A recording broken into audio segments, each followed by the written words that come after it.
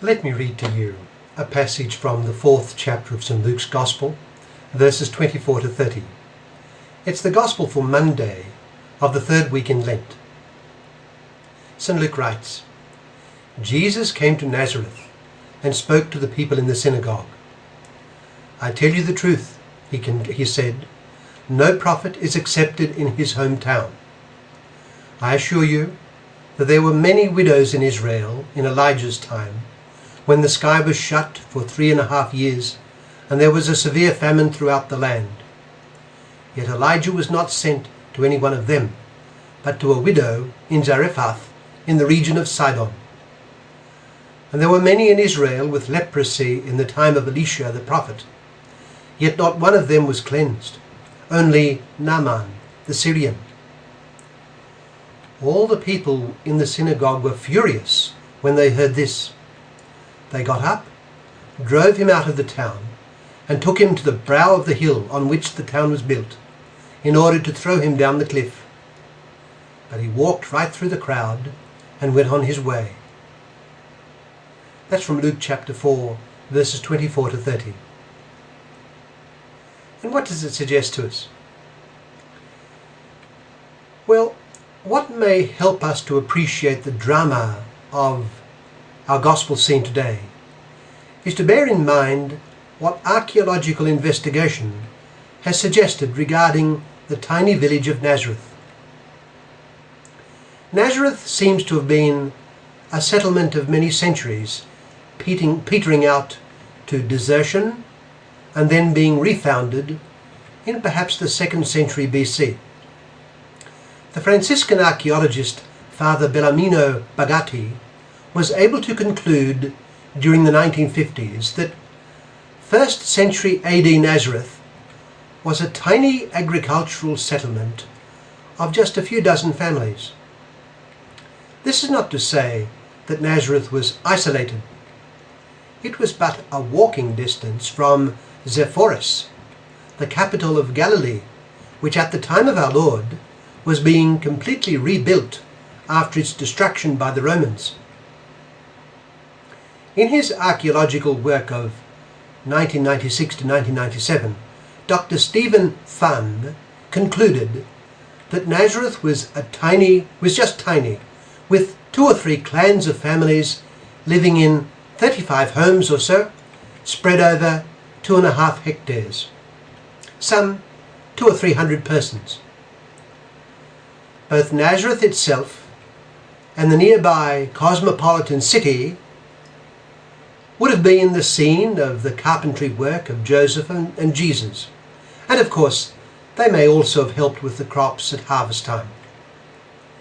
It seems the hamlet may even have had but a single family farm, producing a variety of crops.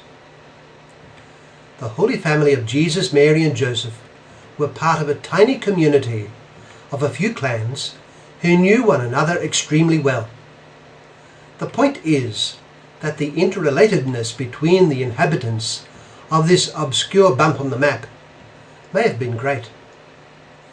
And the typical limitations of such villages are well known, especially if any of their members presumes to criticize them or to assume a position above them. And so our gospel today describes our Lord's return to his tiny place of upbringing, where he announces in the synagogue that he is the one promised in the scriptures, and he intimates that he will not be accepted. The reaction to him is so negative that they actually attempt to destroy him. It is a remarkable scene and a remarkable lesson. Let us just think of this tiny hamlet. One wonders if ever, in its long though interrupted history, there had been anything quite like this incident. One thinks of Nazareth quietly running its course decade after decade, even century after century, dying out and then resuming again. Life just rolled on with its usual round. But suddenly, at a certain point of time, this point, out of its obscure midst, stepped forth the greatest of all prophets, serenely claiming to be the promised Messiah, the settlement exploded in anger with murder in its eyes. What it teaches us is the power and effect of sin. They attempted to kill our Lord, whom they had known so well, and whose mother and relatives were among them.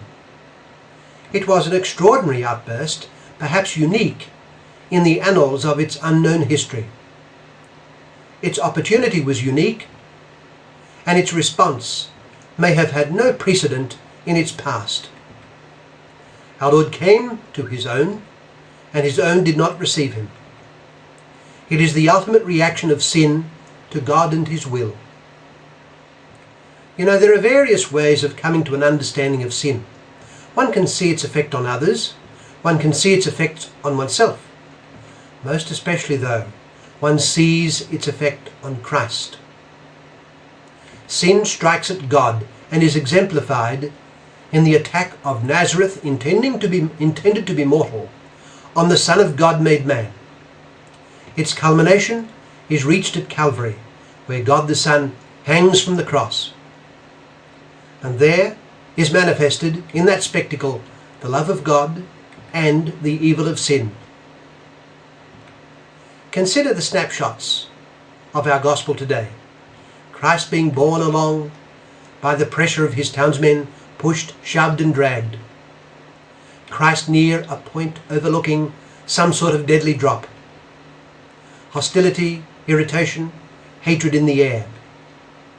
Mary, his mother, filled with apprehension and pain, yet faith in the mission and power of her divine Son.